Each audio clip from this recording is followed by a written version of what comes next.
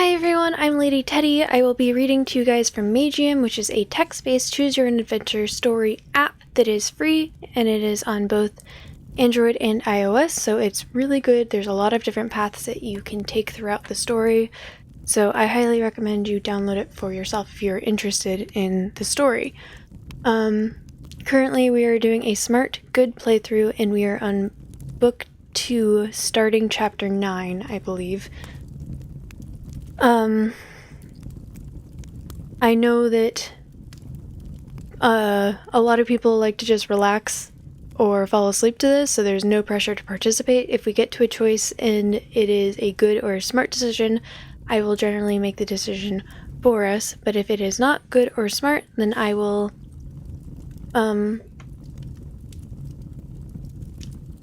I will read out what the options are, and then I will give you guys about a minute to participate if you would like. If people do participate, I will go with what the majority of you guys choose. If not, I will just make the choice for us. No pressure. I know it's in the middle of the story, so if you guys are... so if you guys have any questions about what's going on, feel free to ask. If you are interested in everything else and you don't want to play it for yourself, all of my previous readings are on my YouTube channel in a Magium playlist.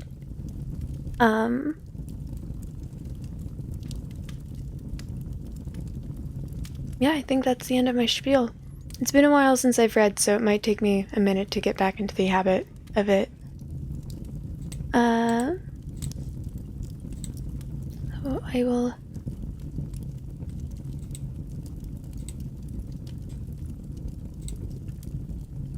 and I also have all sound alerts turned off currently, so I would not recommend redeeming those. I do have the pop-up one still active, though. Yeah, so, here we go.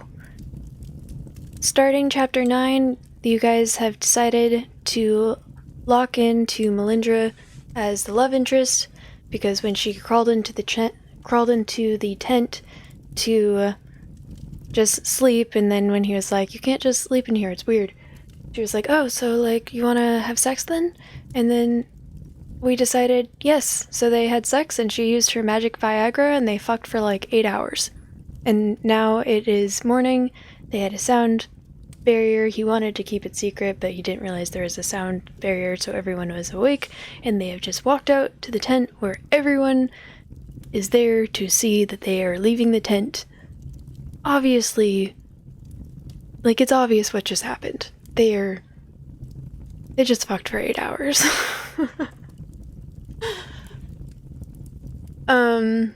Yeah, and it's gonna be very awkward because no one likes Melindra.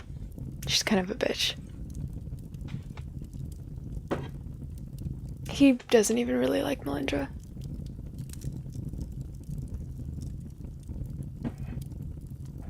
Oh, the main character's name is Barry.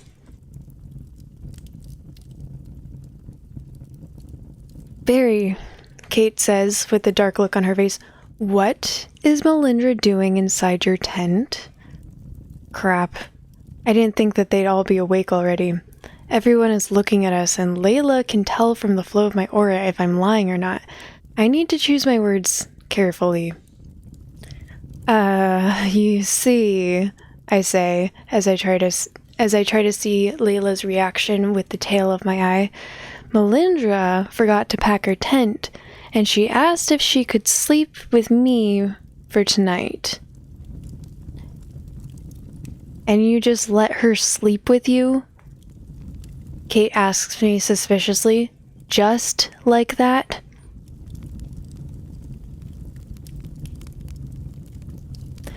Well, yes, I say, as I feel a drop of sweat slowly starting to form on the side of my forehead. She's here in my tent now, isn't she?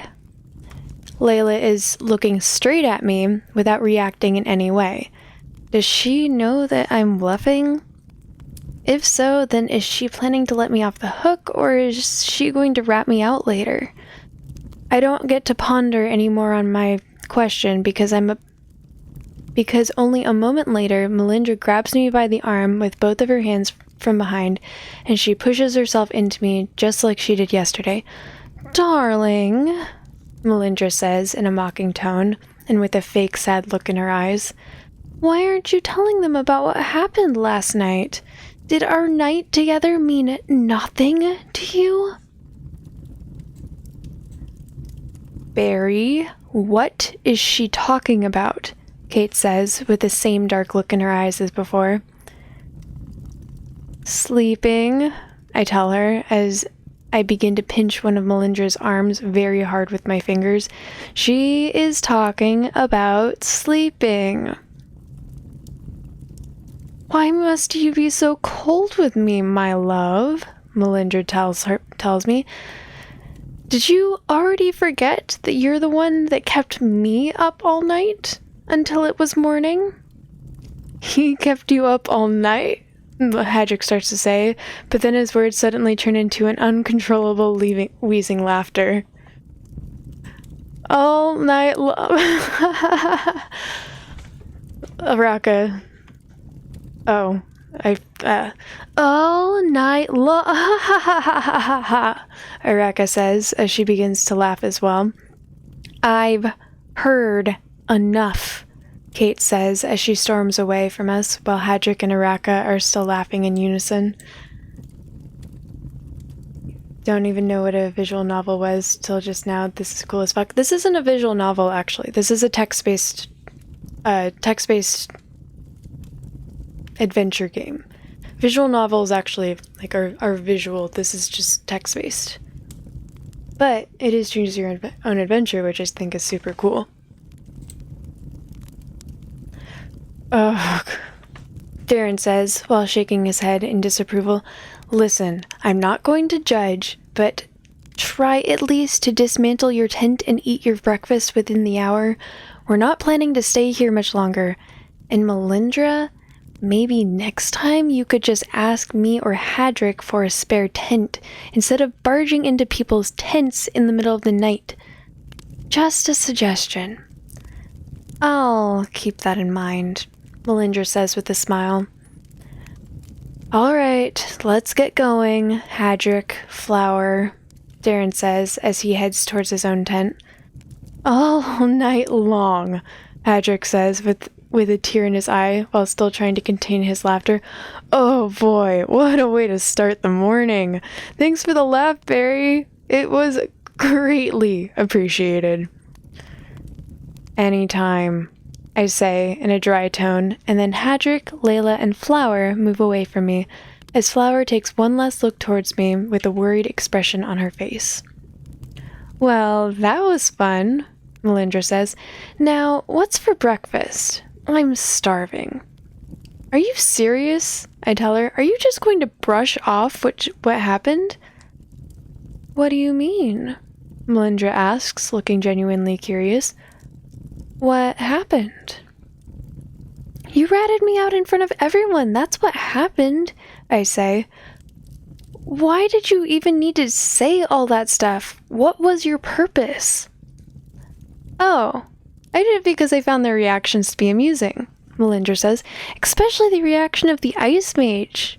"Why do you ask? Did you not find their reactions to be amusing?"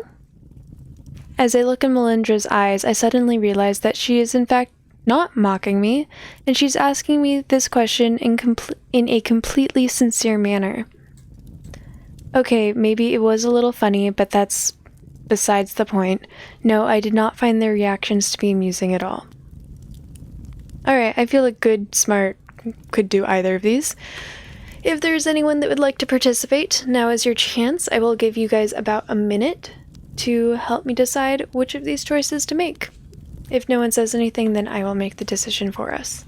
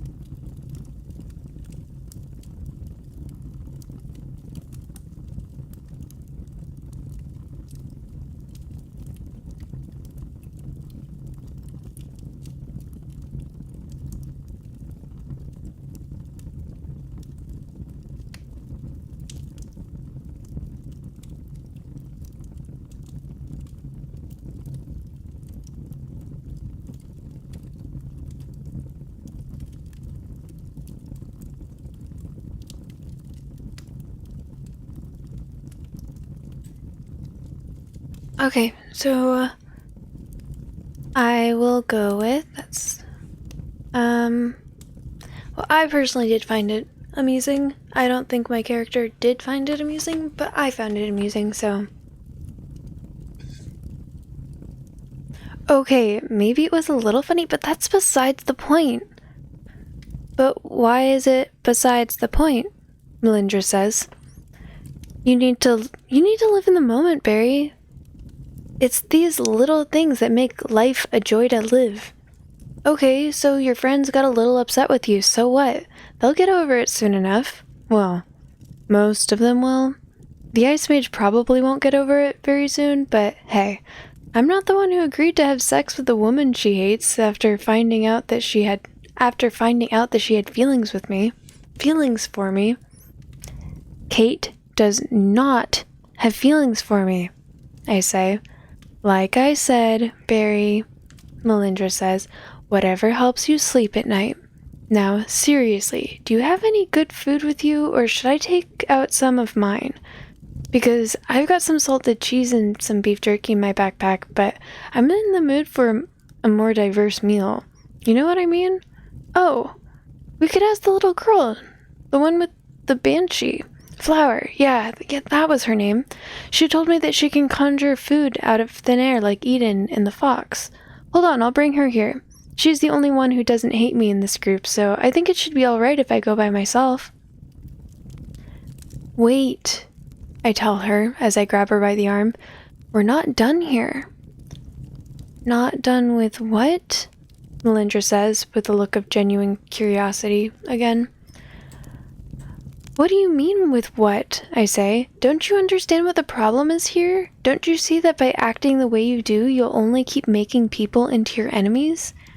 Sure, maybe my friends will eventually get over it, and what happened today won't matter that much to me in the long run, but what about you?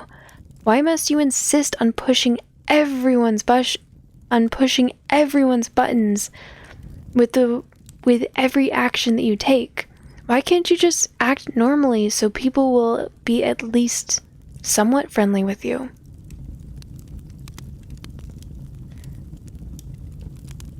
I don't need people to be friendly with me, Melindra says. But do you need them to be your enemies? I say. Eden did not become my enemy when I acted like this with him, Melindra says. Well, most people are not Eden, I say. But that doesn't mean that I need to change how I live my life just to accommodate others, Melindra says. I'm not telling you to change your entire lifestyle, I say. I'm just telling you not to piss off everyone that you meet on purpose. Can't you at least do that much? After I'm done asking my question, Melindra pauses a little to think about what I just said. No, she says after a few seconds. You told me earlier that you found the reactions of your friends to be amusing, so that means you do understand me at least a little. You know what I think you need? I think you just need to loosen up. Don't worry. I can help you with that. You'll see. You'll be thanking me later. Damn it, I say. I only said that it was a little funny. Hey! Where are you going? I'm going to get flour, Melindra says as she moves away from me. I'll come back in a little bit, and then we can have some breakfast. We can continue our discussion later. She then goes to the riverbank where Flower was practicing her fireballs, and she beckons her to come with her to the front of my tent. Once Flower reaches my position, she calls out to me in a worried tone. Barry, are you okay? Flower says. Don't worry, I don't think that the others are really all that upset with you. I'm sure they'll get over it by the end of the day. Yeah, I say. Well, it would have been a whole lot better if a certain someone simply kept her mouth shut. But I guess it's too late to think about that now. Be serious, Melindra says. Do you really think that your friends would have believed my word over yours if you weren't such a bad liar? You gave yourself away long before I intervened. All I did was make things a little more entertaining. What do you mean I gave myself away? I said. I didn't say anything that would make me seem suspicious. No, she's right, Aluna says. The fact that you were lying was obvious even without reading your aura. You really are bad at bluffing when you are under stress. Hey, Melindra, Araka says. I just wanted to check something with you. You said that you were both up all night. Did you mean to say that you used an energizer spell on the two of you? And what if I did? Melindra asks. Ah, Araka says. I knew it. Oh man, this day is only going to get better and better. Flower gasps. Barry, you used an energizer spell? She says. Have you ever used one before? No, I didn't, but why would it matter? I say. Because energizer spells have very serious side effects when you use them for the first time. Flower says. Don't you know that? What? I say. No, I didn't know anything about the side effects. Back when I was learning about magic, I didn't think that studying about energizer spells would do me any good, so I never bothered to learn any details about them. Oh, Melindra says. Now I remember.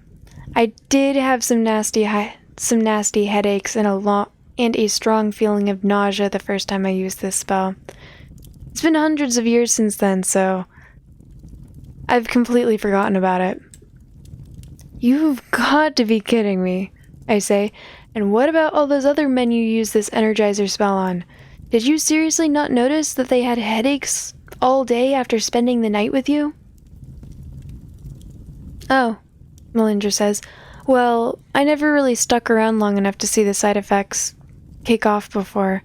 But don't worry, I'll just cast another energizer spell on you when you start to get the headaches, and you'll be fine. Cast another energizer spell, Araka says. Ah, ha, ha, ha, ha. I'm dying of laughter here. Seriously, you are killing me. Ah, ha, ha, ha, ha, ha. I'm working on my fake laughter, guys, I promise.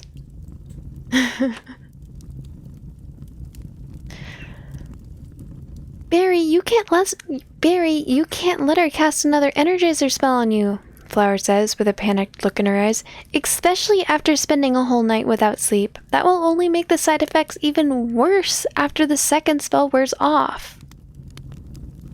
Well, Melindra says, do you want to spend the whole day traveling with a headache, or would you rather have a headache after we've had camp and you can rest? I'm just saying, you don't really have a lot of options here.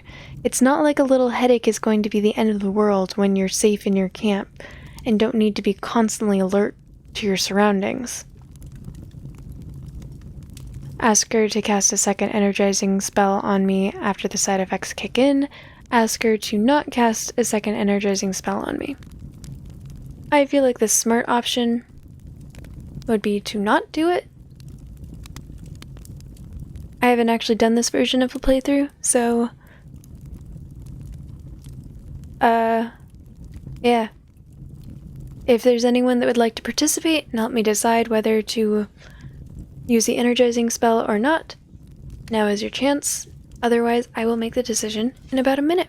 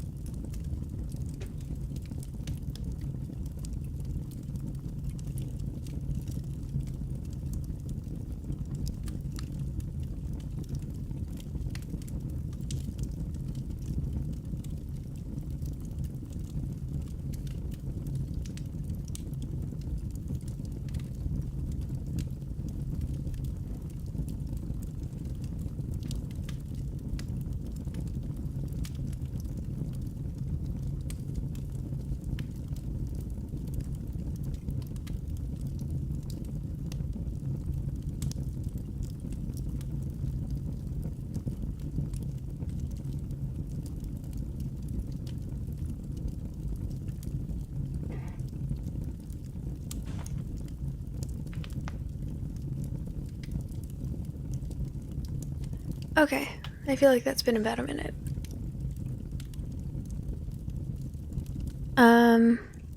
I'm going to go with not taking the Energizer spell.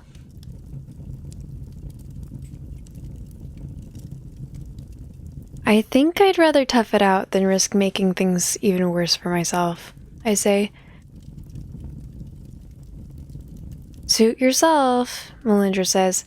So, anyway, what are we having for breakfast? Well, Flower says, the arena event reminded me of some old recipes that I knew.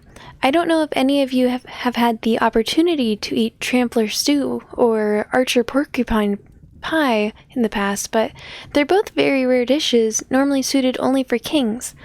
I'll have them made for you in a second.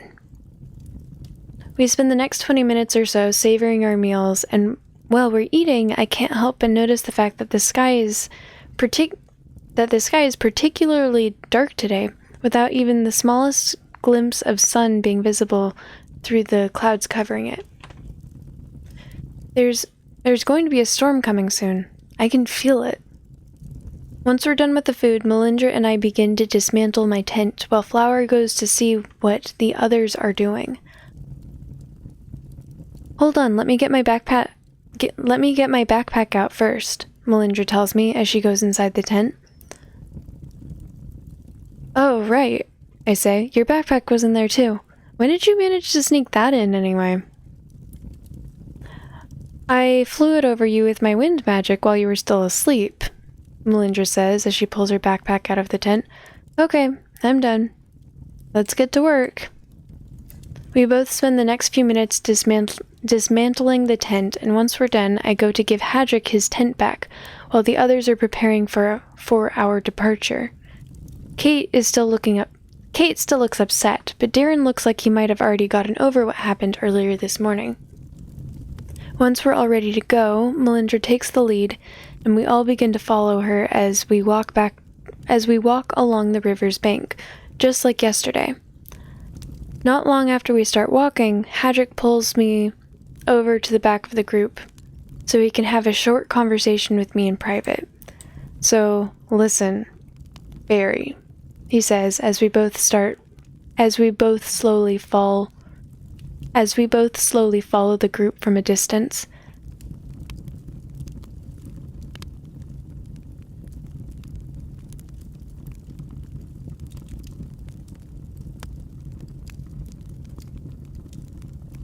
Hang on, my dog's making weird noises. She might just be dreaming, but let me check on her.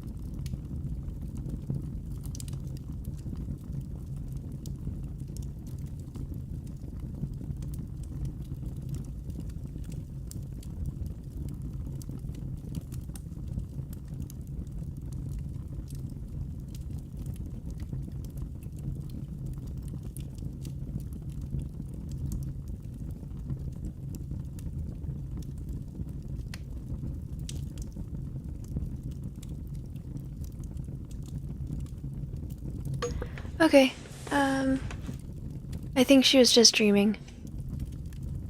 She's okay. She's a little grumpy that I woke her up. I don't know, she sounded like she was like whimpering and gagging. I was kind of worried that she was about to throw up in my room. Sorry, gross. She's okay. Back to the story.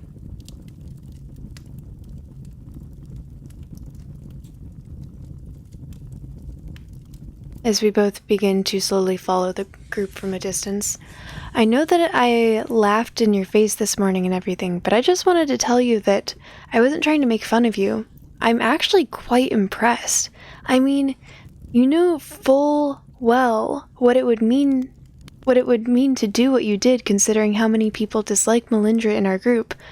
But you went and did it anyway. And for a whole night, no less. It's like you didn't even care if you got caught or not. It takes gut to do this kind of thing, and I can respect that. I just wanted to clear things up. Thanks? I tell him, not sure how else to respond to his little speech. Alright, glad we had this chat, Hedrick says, as he pats me hard on the back. Don't worry about the others. I'm sure they'll loosen up soon enough. With these words, he goes to catch up with the rest of the group, and I soon follow him as well. We travel in a straight line for the next hour or so, and every once in a while we see one or two mages who are too busy to take notice of us while filling their backpacks with pine cones as if their lives depended on it. What do you guys suppose they're doing? Hedrick asks us as we walk past two mages that are busy collecting pine cones. Shouldn't they just be checking to see if the pine cones light up in their hands? Why would they go out of their way to actually collect them? Maybe they found a detector and they're taking the pine cones to it. Maybe they're planning to take them to one of the sages. Maybe they're trying to go for quantity over quality.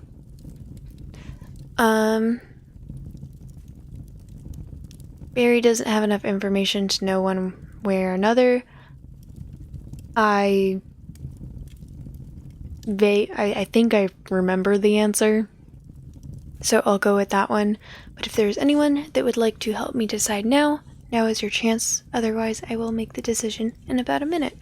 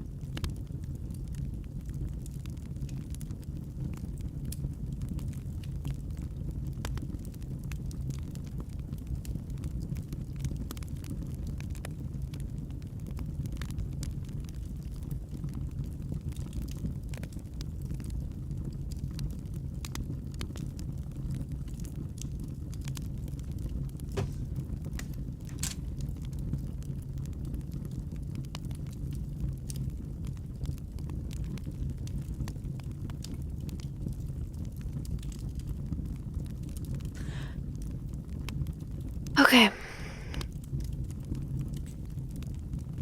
Maybe they're trying to take them to one of the sages. But what would they have to gain from such a thing? Hedrick says. I thought the idea was to compete against the sages, not join them.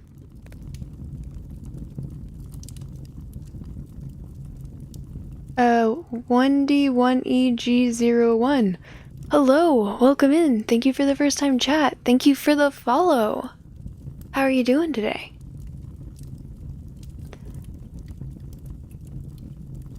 Maybe one of the sages offered them a deal, Kate says.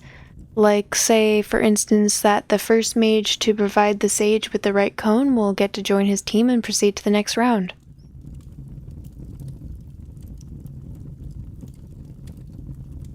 Diego, I see it now. Hi Diego, how are you doing?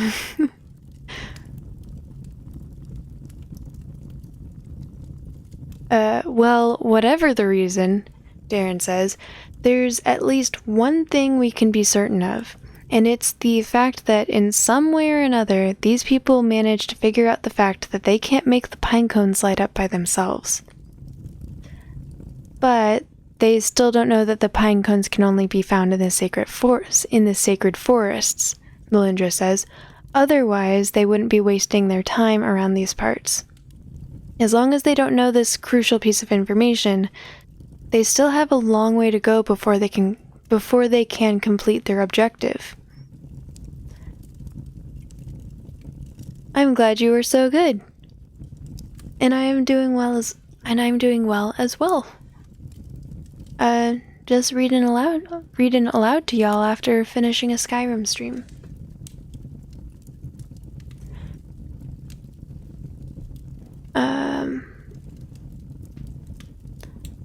To be honest, what worries me the most right now has nothing to do with those mages gathering pine cones. Darren says, "Look at the sky. It's only been getting darker since we woke up this morning. I have a feeling that there will be a storm coming soon." How often do you get storms in Varathia? Hadric asks Flower. Or do you get storms often in Varathia? Hadric asks Flower. No, they're pretty rare, Flower says. But when we do get one, it tends to be rather nasty, especially in the summer. In that case, we'd better watch out for falling trees, Darren says. Also, we should expect to get soaked to the bone once it starts pouring, so we're probably going to have to take a break to dry up near a fire afterwards. I could make an ice dome to protect us from the storm, Kate says. And I could make little balls of fire to spin around us and make us dry, Flower says. There's no need to light an actual fire for that. Yes, but I think it might be better for you two to conserve your magical energy, Darren says. There's no telling when we'll be meeting another one of Tyrath's elite monster groups, so we should always be ready for them. I really doubt that we'll be meeting another one of Tyrath's elite groups anytime soon, Melindra says.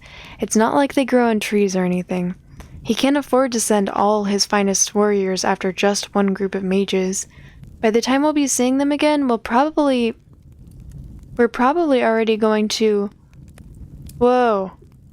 Melindra suddenly stops in her tracks as if she were about to hit something, and then she begins to study an empty area in front of her very carefully, while the rest of us gather around her, trying to understand what she's doing. I am not a natural redhead. I dye my hair using henna. But I'm glad you think it's real. That's why I use henna, it looks more natural.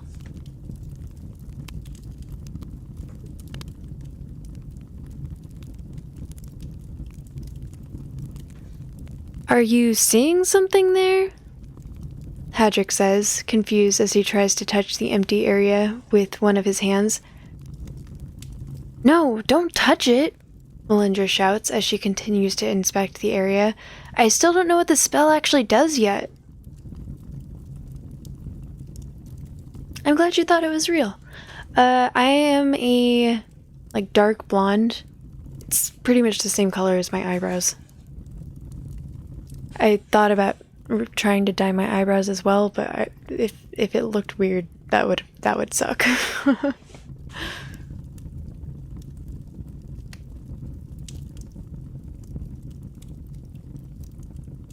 I've shown pictures of me as a blonde on here before.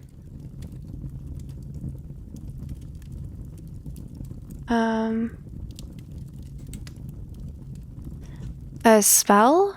Darren asks. Here in this area? But I can't sense anything. It's one of Eden's spells, Melindra says. It's designed to remain hidden from people without a keen enough magical sense. I can tell that it's been cast by him from the aura signature, but I can't tell what it's supposed to do.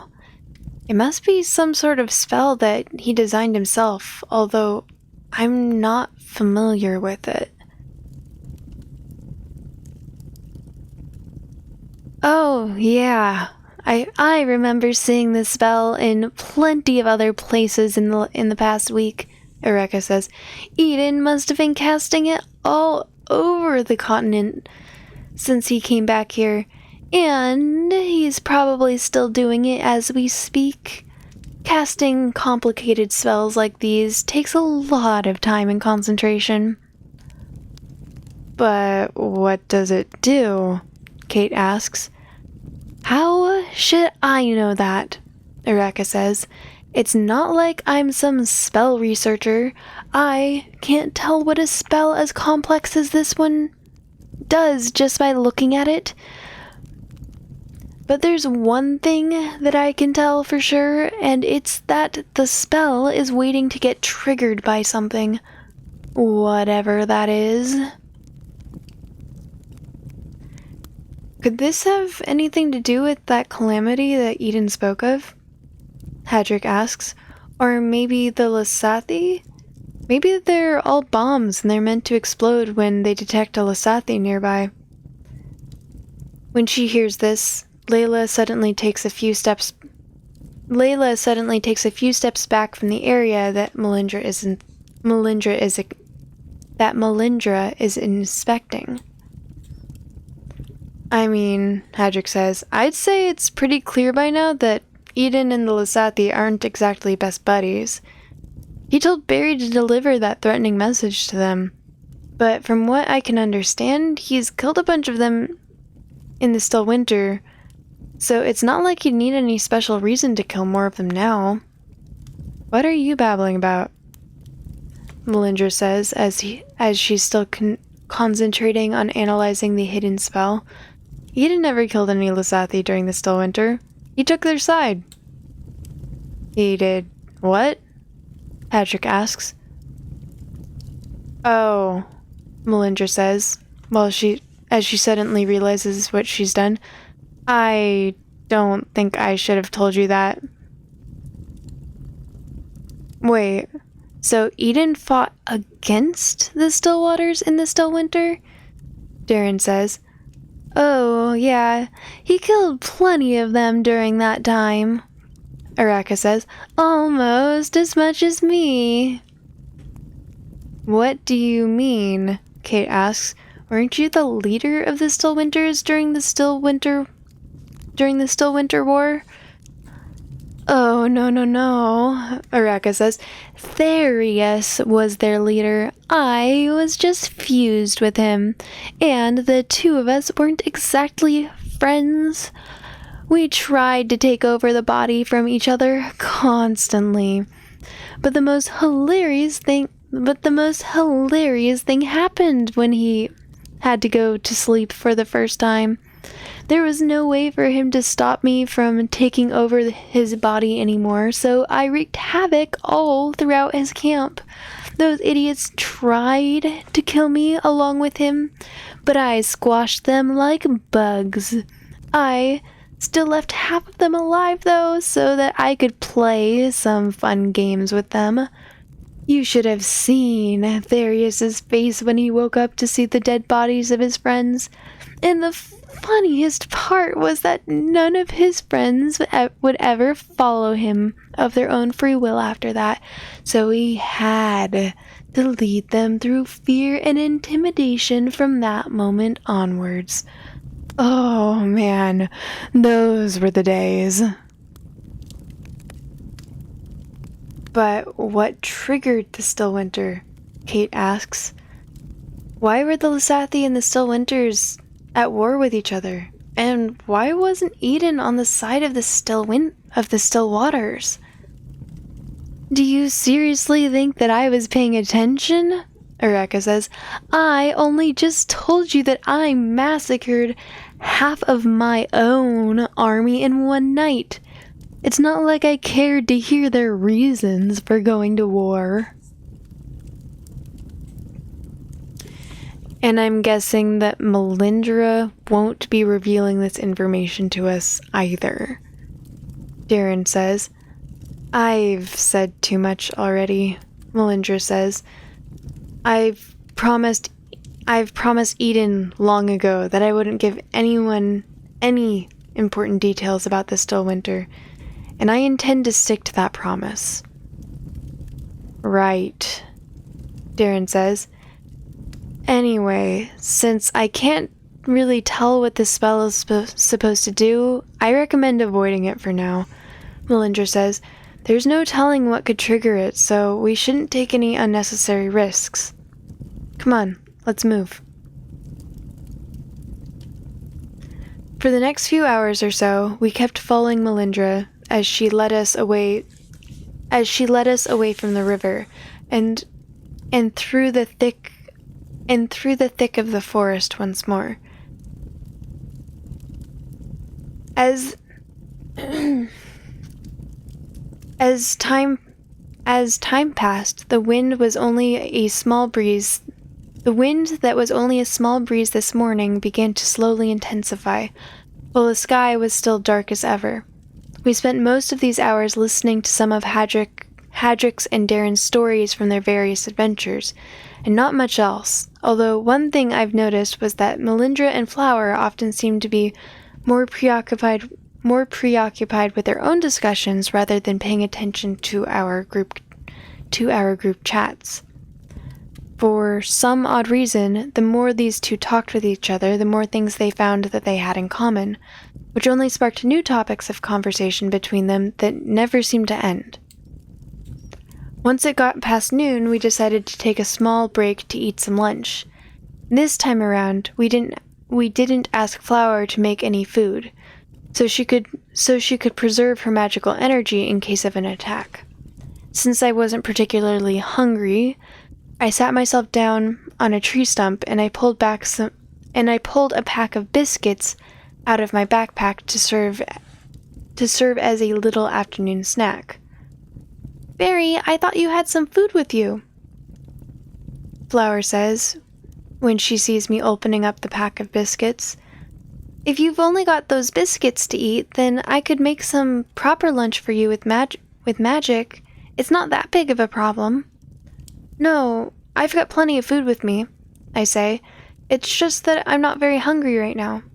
And besides, I really do love these biscuits. I got them from a shop near my house back in the winter. I got them from a shop near my house back in the Western Continent, and no other biscuits that I've tried taste quite like this. Oh, Flower tells me. Well, there was also something else that I wanted to talk to you about. Go ahead, I tell her as I take a bite from one of my biscuits. Remember when we found that puzzle piece inside of the castle of Thilius? Flower says. Yeah, I remember, I say. Well, Melindra told me earlier that she knows where she can get another one of those puzzle pieces, Flower says.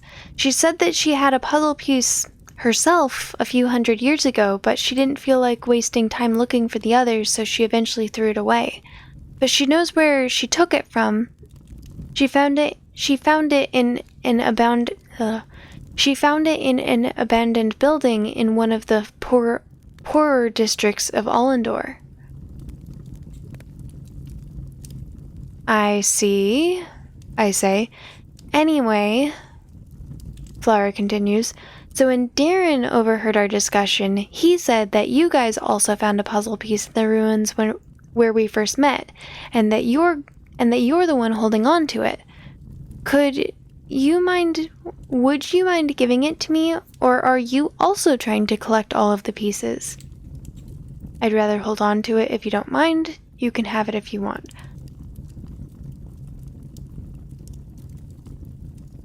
I think Smartberry would try to figure out what the greatest secret is, so I want to do this one.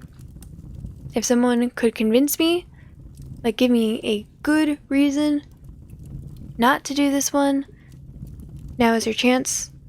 Otherwise, I'm going with this one in about a minute.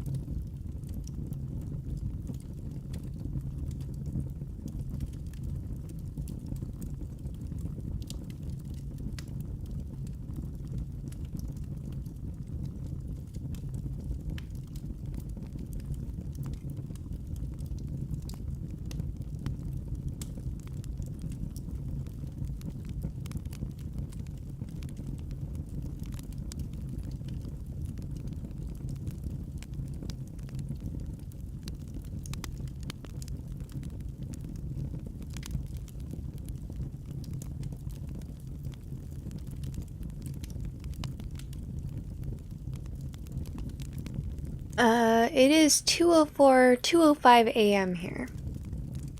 I should actually probably be wrapping up soon. I'm supposed to try and end my streams by 2. Alright, so I'd rather hold on to it if you don't mind. Aww, Flower says. I guess that means that I'll need to get it. Get it next time I visit the ruins then.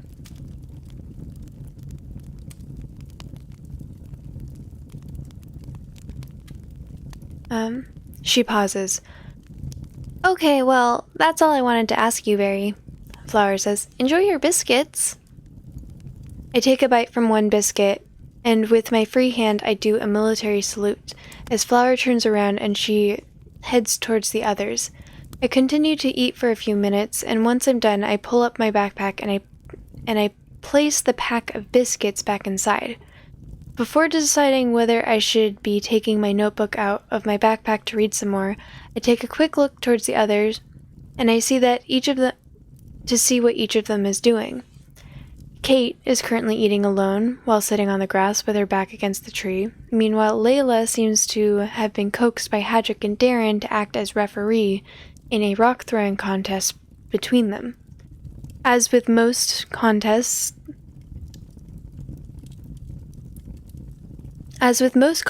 that I've seen between Hadrick and Darren in the past, the rules appear to be a convoluted mess, and it is very hard to tell what the actual goal of their game is. And lastly, Flower and Melindra appear to be continuing their discussions about random topics that they started this morning. It's 4 a.m. there? Wow. Are you up late or are you up early? Because good morning.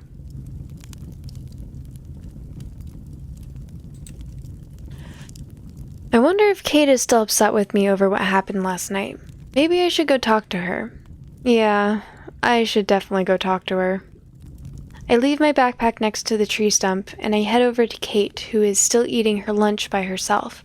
When I reach her, Kate gives me a sideways glance, and then she continues to eat her food without looking at me. Hey, I say as I place myself in front of her. I was wondering if we could talk. Why? Kate answers me in a cold voice while looking only at her food. What is there to talk about? Well, you seemed really upset this morning when you found out what happened last night between me and Melindra, I say. Was I?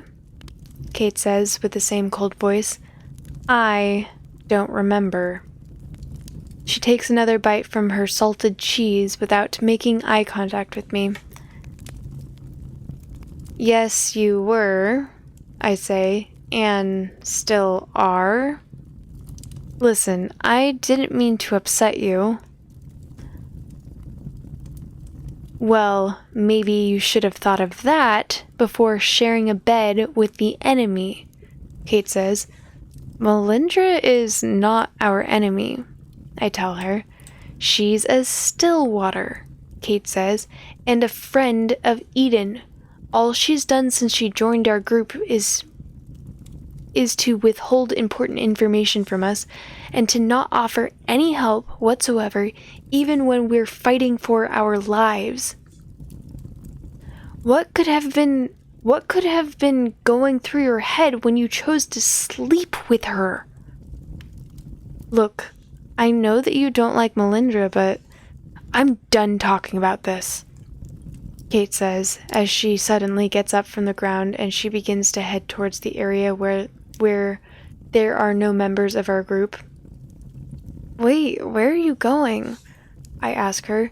Somewhere that I can have some peace and quiet while I finish my meal, Kate says. Don't come after me. She then heads further into the woods, and she leaves me behind without saying another word to me. Since Kate clearly doesn't want to talk to me anymore right now, I decide to head back towards my tree stump in order to get some reading done before we leave. Once I reach the stump, I sit myself down, I take my notes out of my backpack, and I begin to read. After a while, I notice that the others are slowly gathering up and preparing to leave, so I put my notebook back inside my backpack and I get ready to join them as well. Prepare yourselves, Darren says. The rain could start pouring any minute now, judging by the intensity of the wind. Remember to stick together and to watch out for falling trees. We're going this way, Melindra says as she takes the lead. Follow me.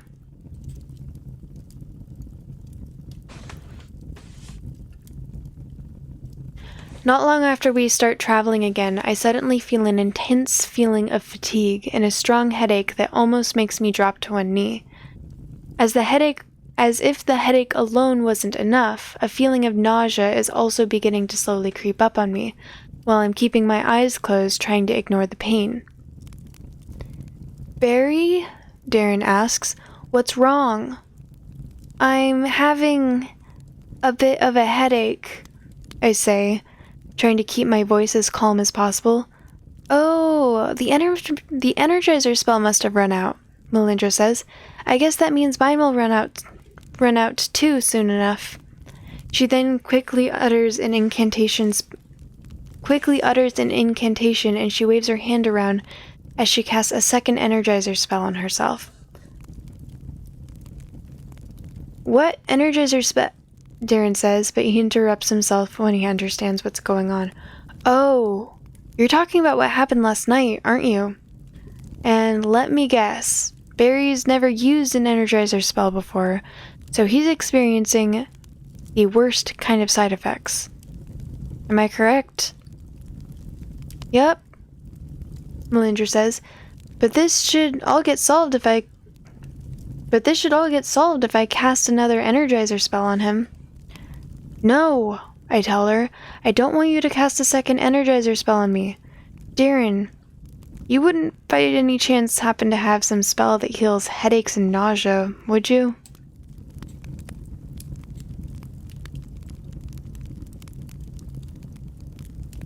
I do, Darren says, but I'm not going to risk casting any kind of healing spell on you right now unless we're talking about a life-threatening emergency. Casting healing spells on someone who's recently had his heart weakened by an energizer spell is asking for all kinds of trouble. Honestly, you'd be better off just letting Melindra cast that second energizer spell on you. It would still strain your heart, but at least it would do it more gradually, and the risk of heart failure when you've only used this spell once before in your life is almost non-existent. Let Melindra cast the spell. Don't let Melindra cast the spell.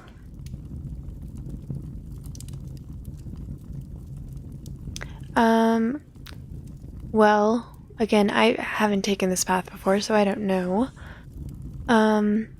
Now that I'm realizing he's pretty much disabled, I feel like it would be smart to let her cast the spell. But if there's anyone that would like to disagree with me, now is your chance. Otherwise, I will make the decision in about a minute.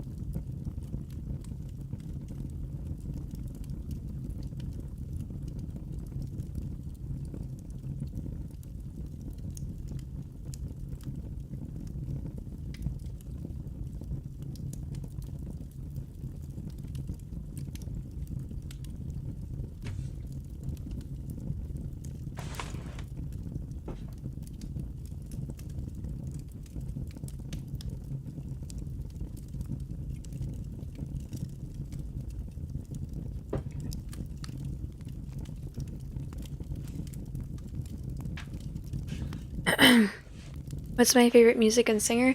I have auditory processing disorder, so I don't really listen to music. Which I know makes me super weird and crazy, but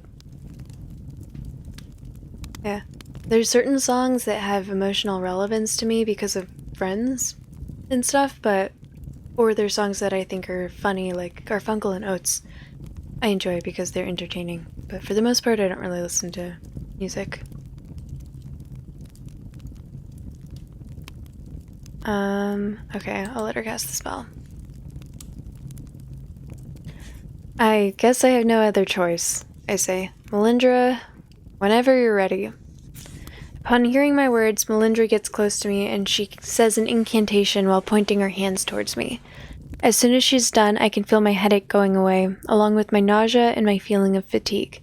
However, for some reason, I'm feeling nowhere near as energetic as I was the first time when she cast the spell on me.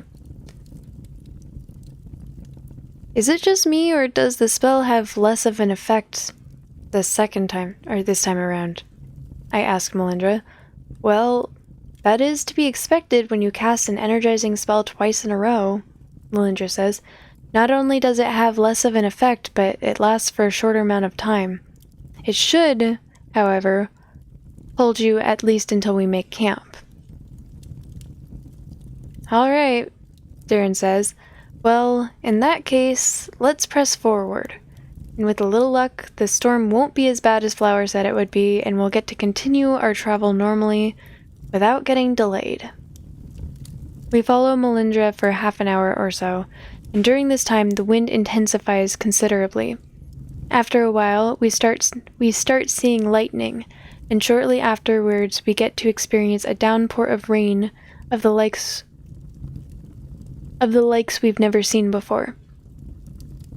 It takes less than a minute for all of us to get completely soaked, and the powerful wind spraying the raindrops in our faces makes it feel almost like we're under a waterfall instead of simply walking through some rain.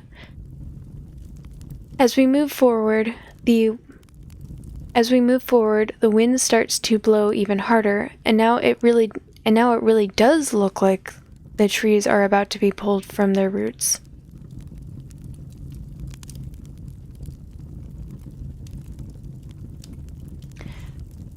Stay close together, Darren shouts in order to make sure that we can hear him through the sound of the wind.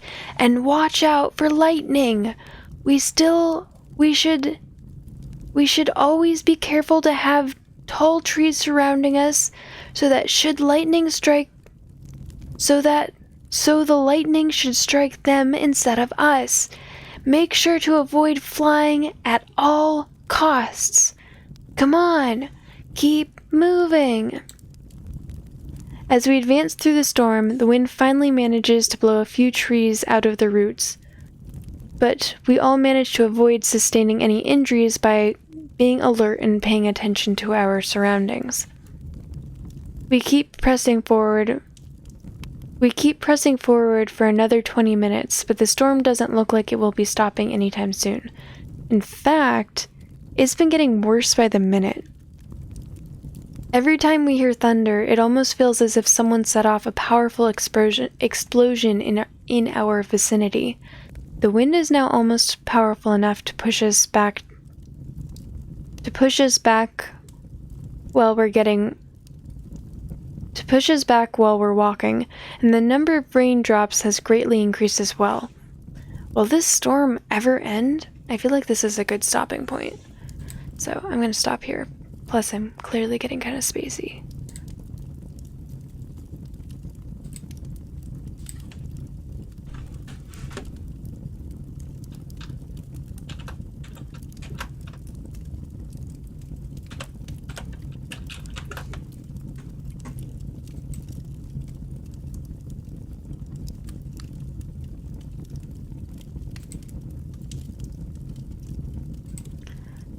Okay.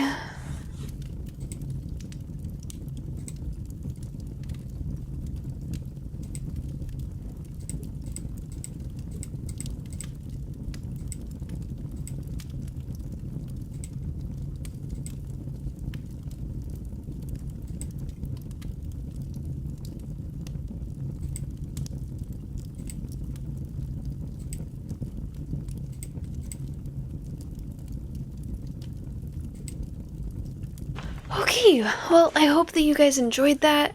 Once again, this was Magium, which is a text-based choose-your-own-adventure story app, which is free on both Android and iOS. We are doing a good, smart fairy playthrough, but there's a ton of different paths that you are able to take, different love interests, different styles, like characters, achievements. It's a really cool story, so I highly recommend you guys download it and play it for yourself. If you guys don't want to download it and play it for yourself, all of my previous Magium readings are on my YouTube in a Magium playlist, which I could probably create a link for that. Maybe I'll do that next time. The next time I stream should be on Thursday. I will be streaming Detroit Become Human. And I'm hoping to do a giveaway for a Detroit Become Human Steam Steam code. Yeah, okay, clearly I'm super spacey right now. So yeah, you all have been absolutely wonderful. Welcome in all of the new people. You've been great. I hope you have a really wonderful rest of your day or night or whatever it is wherever you are. It is night here, so after I finish closing up, I will be going to sleep. So good night, everyone. Thank you.